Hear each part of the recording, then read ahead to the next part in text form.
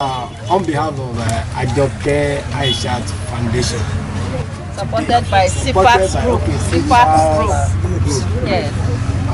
We hereby commission the water project and Ganyingbo Topa community.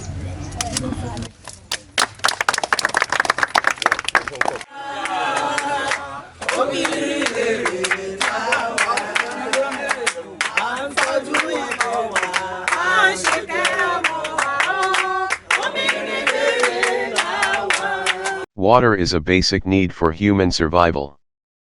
Sadly, many rural communities in developing countries lack access to safe and clean water sources, which exposes them to waterborne diseases and risks.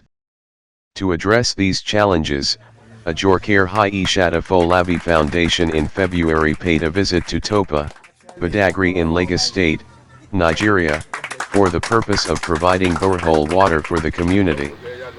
This impact, AAAF is certain will serve the community for a long time, as it is a sustainable and reliable source to safe and clean water. Investing in this project will not only improve Topa community's health and well-being, but will also contribute to their economic development and overall quality of life.